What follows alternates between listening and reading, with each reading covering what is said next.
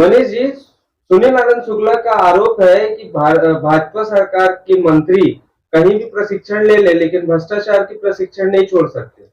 देखिए, उनका जो आरोप है वो कांग्रेस वालों का ही आरोप है। वो कांग्रेस में ही जो अपना चलता है, रीति चलते आती है, वो इसमें चला रहा है, भाजपा के ऊपर आरोप लगा रही है। भाजपा का दमन साफ है। भाजपा विकास को देखती है, इन छोटे मोटी चीजों में फालतू का बयानबाजी नहीं करती है। भाजपा सिर्फ विकास को देख के करती है, और भाजपा में विकास होता है और विकास होते आया है और होते रहेगा।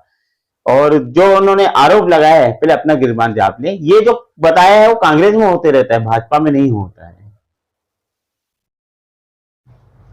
दीपक बैज का कहना है कि 4 जून को मोदी जी बेरोजगार हो जाएंगे और देश के युवाओं को मिलेगा रोजगार। देखो, ये तो 4 जून को जनता तय करती है, और हम बोलेंगे ऐतिहासिक जीत हो रही है। मोदी जी की फिर से वापसी हो रही है, और जनता का, भारत की जनता का आशीर्वाद मिल रहा है। दीपक बैज जी का भी मुझे लग रहा है कि दिमाग संतुलन खो चुका है। उनको भी राहुल गांधी के साथ ननिहाल जाना चाहिए, इटली। तो राहुल गांधी से निवेदन है कि अपने छत्तीसगढ़ के प्रदेश अध्यक्ष जी को भी एक बार जाके इटली घुमा के आए। इस पर आप क्या कहेंगे रविंद्र जी? देखिए, प्रदेश अध्यक्ष को कहना चाहूंगा उनके कि अपना मानसिक संतुलन थोड़ा सा बना के रखे। और गर्मी बहुत है, गर्मी के टेम्परेचर को शायद वो सहन नहीं कर पा रहे और उलझुल बयान दे रहे हैं। शायद उनको नहीं मालूम होगा कि जितनी नौकरियां अभी तक दी गई है वो शायद उनके शासनकाल में भी प्रदान नहीं की गई थी। और डबल इंजन की सरकार बहुत बेहतरीन काम करती है और बहुत अच्छे से काम करती है और नीति पे काम करती है। हम लोगों को गुमराह नहीं करते, हम तथ्य पे बात करते हैं और उसी पे चलते हैं। कुछ तो ऐसा उन्होंने देखा होगा आंकड़ा जिस हिसाब से वो बोल रहे हैं कि 4 जून को उनका पल्ला भारी होगा। अरे भाई, आंकड़ा अगर मैं कहूंगा 2014 से लेके 2004 से लेके 2014 तक उनके समय कितनी सरकारी नौकरी थी? 6 लाख नौकरी थी। और आज 2014 से लेके 2023 तक 8 लाख से ऊपर की नौकरी हमने दे चुका है। रिक्त पद को भरा गया है और 70,000 लोगों को 3 बार के कैंपेन लगा था, उसमें बकायदा 70,000 लोगों को नियुक्ति पत्र दी गई है। शायद उनको नहीं मालूम होगा। तो मैं कहना चाहूंगा कि गूगल से बाहर निकले और उसमें आके बात करे वो तथ्य पे। जहां तक बेरोजगारी की बात आती है, अग्निवीर एक चलाया गया था। हाँ। आप लोगों के भाषण में कभी भी अग्निवीर का जिक्र नहीं होता, ऐसा क्यों? देखिए, सेना का जो जुड़ा हुआ हिस्सा रहता है उसे पब्लिक पे शो नहीं किया जाता। और अग्निवीर पे अगर जाके उनको देखना, सर्च मारे, उसमें देखे कि कितने युवाओं का आज की डेट में अग्निवीर में नहीं है। और अधिकांश, सबसे ज्यादा युवा आज की डेट में अग्निवीर में ही आवेदन कर रहे हैं। आप लोग जब वोट मांगते हैं तो आप लोग उन विषयों पर वोट क्यों नहीं मांगते जो आप लोगों ने लाया है और लगाया है? कई ऐसी स्कीमें आप लोगों ने लगाई है, लेकिन अभी तक आप लोगों ने उन स्कीमों के नाम पर कभी वोट नहीं मांगा है, ऐसा क्यों? देखिए, भाजपा क्या वो स्कीमें सही तरीके से लागू नहीं हुई है? क्या यही कारण है कि उसको जिक्र नहीं किया जा रहा है? आज भाजपा जितनी भी योजना लाई है वो धरातल पर है, धरातल पर नहीं, ऐसी बात नहीं है। प्रधानमंत्री आवास जाके देखिए, सबसे ज्यादा हो चुका है। ठीक है, युवाओं को रोजगार है, महिलाओं को सम्मान, क्या क्या नहीं है योजना है। हम आज विकास पे बात करते हैं, हम बाकी किसी चीज पे वो नहीं करते। मतलब पुराने जो आपके वादे थे, स्कीमें थी, हाँ। अब आप उन्हें रिपीट नहीं करेंगे, अब आप नया कोई वादा और नई कोई स्कीम के आधार पर वोट मांग रहे हैं? बिल्कुल, हम जनता को हम दे रहे नहीं, इसलिए हम बात कर रहे हैं उस पर। हम पुरानी चीजें दे चुके हैं जनता को भाई, हम उस पर क्यों बात करेंगे?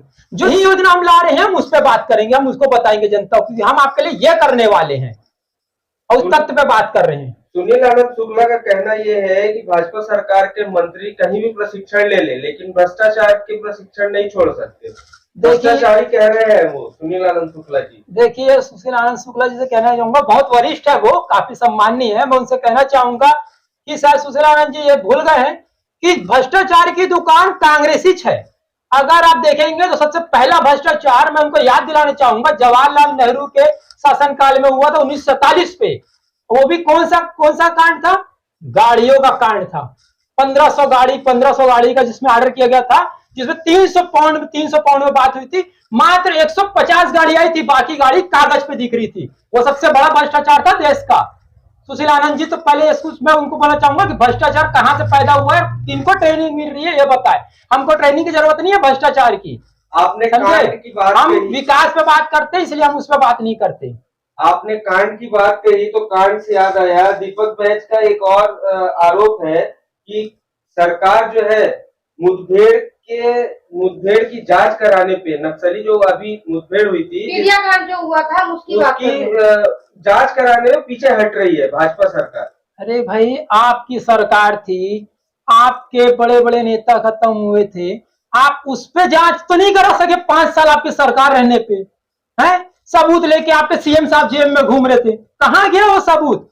और आज जिस पे बात कर रहे हैं उसमें सरकार अच्छी नीति पे काम कर रही है, वो कोई उसमें मुठभेड़ नहीं था वो। इसलिए दीपक बैज को पहले सोचना चाहिए वो क्या बोल रहे हैं और क्या कर रहे हैं। मनीष जी, इस पर आप क्या कहेंगे? देखिए, मैं बोलूंगा इतने बड़े प्रदेश अध्यक्ष है दीपक बैज जी, उनको ये बयान नहीं करना चाहिए, गलत है। और रही बात ये कि गर्मी का सहन नहीं हो पा रहा है, इनको कोई मुद्दा नहीं मिल रहा तो कुछ भी बतिया रहे हैं। मुझे लगता है कि राहुल गांधी भी इनको साथ में लेके जाएंगे इटली। अरे तुम्हारी सरकार थी 2018 से 2023 तक, चुप करके बैठे थे क्या?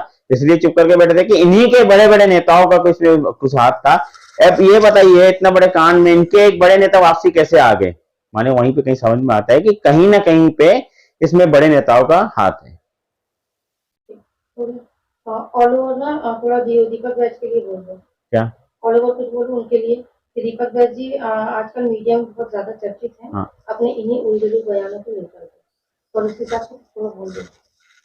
दीपक बैज जी अभी कुछ समय से देख रहा हूं इस मीडिया में छाए हुए हैं, आरोप लगा रहे हैं बेवजह के आरोप। मुझे लगता है कि ऊपर से राहुल गांधी इनको बोलता होगा कि ऐसे ऐसे आरोप लगाओ, नहीं तो दीपक बैज जी ऐसे नहीं है, वो थोड़े से दबाव में कर रहे हैं। एक से मेन पॉइंट, एक सबसे बड़ी बात है, इनकी 5 साल की सरकार रही, ठीक है। 5 साल में इन्होंने महेंद्र कर्मा जी के नाम पे एक विद्यालय तक नहीं रख पाया इन्होंने। आज ब्रिजमोहन जी के कारण वहां पर महेंद्र कर्मा जी के नाम पे विद्यालय का नामकरण हुआ है। सोचिए, मतलब कितनी बड़ी बात है कि जिनको शहादत बोलते हैं, शहीद बोलते हैं, आज उन्हीं को अपने नहीं दे पाए नाम। और सम्मान की बात करते हैं, सम्मान भाजपा करना जानती है और अच्छे से करती है, शायद ये भूल जाते हैं। ये याद करना चाहिए अपने पिताजी के बारे में, क्यों भूल जाते हैं ये?